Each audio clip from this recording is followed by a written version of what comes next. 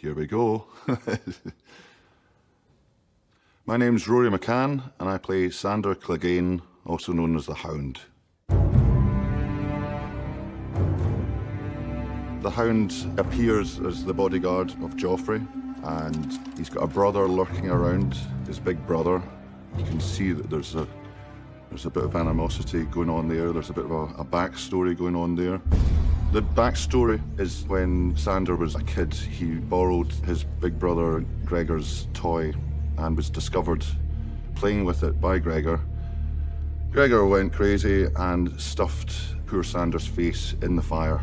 From then on, he was kind of reminded with his disfigurement of what happened in these early days. You know, I think that kind of shaped his character as well. I left this shit city because I didn't want to die in it. Am I gonna die in this shit city? You might. This is a serious powwow with all the high head ones, and he throws that all out, and very, very dangerously, really. He feels like he has to get a message and go straight up to his brother and go, by the way, I know this is all pretty heavy stuff, but just to let you know, you're fucking getting it. Remember me? Yeah, you do. It's not how it ends for you, brother.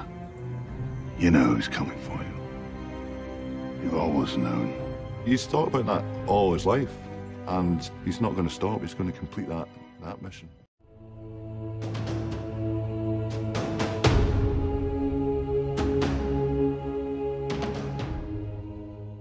Hey everyone, it's Fentony. I've had a few requests to do the Sandor Clegane promo video next. The Hound is one of my favourite characters, and I loved hearing Rory McCann recap his story so far. He's a flawed, broken man on a path of redemption. Initially he was a villain, but over time we see big changes in him. But deep down, he was always kind of that person. He's done some horrible stuff, such as killing the butcher's boy, but like Rory does say, he was just acting on Joffrey's orders, and he was kind of loyal to the Lannisters. It's not like he respected and loved the family, he was just doing what he was told. He knew nothing else. But even in season 1, he wouldn't let his brother, the Mountain, kill Loras Tyrell, and he would save Sansa from being raped in season 2, and even offered to take her from King's Landing during Blackwater. So even though the Hound has changed, that person has always been inside of him. There was a big focus on the event that caused the Hound to be such a horrible person. When Sandor was young, he was playing with one of Gregor's toys. His brother did not like this, so he pushed Sandor's face into the fire, which caused that big nasty scar.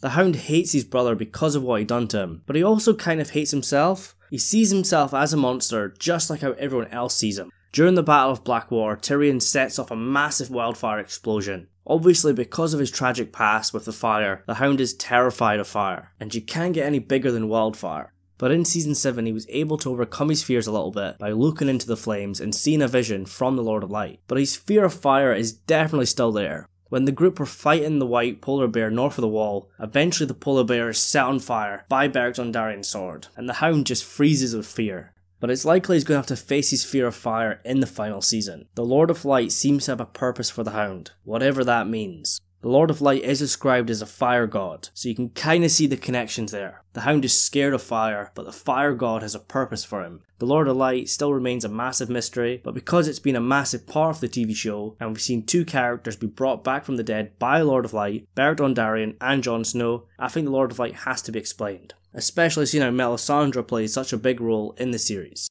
The Hound himself's not a follower of Lord of Light, but he has seen Beric die and be brought back from the dead, and he's also seen a vision in the flames. He doesn't really understand the Lord of Light, but he definitely believes that he's real, or there's something out there. He doesn't really understand his purpose, but he knows he has to fight for the living. I really can't wait for the Hound to get to Winterfell and meet up with Arya again, and of course Sansa as well. He's got history with both the Stark girls. Initially he captured Arya just to get money from her, but over time he definitely became her guardian. And of course he did protect Sansa and King's Landing. We know episode 1 is going to start off with Jon and Dany at Winterfell, and there's going to be a massive meeting of all these characters. It's likely the Hound is travelling up with them, so he's going to meet Arya and Sansa there. The Hound was on Arya's list, but she thinks he's dead now, so she removed him from it. I don't think he's actually going to go back on the list. I think he's redeemed himself enough that she doesn't want to kill him. And I think the Hound will forgive Arya for leaving him to die. Because Arya left the Hound to die, he is where he is now.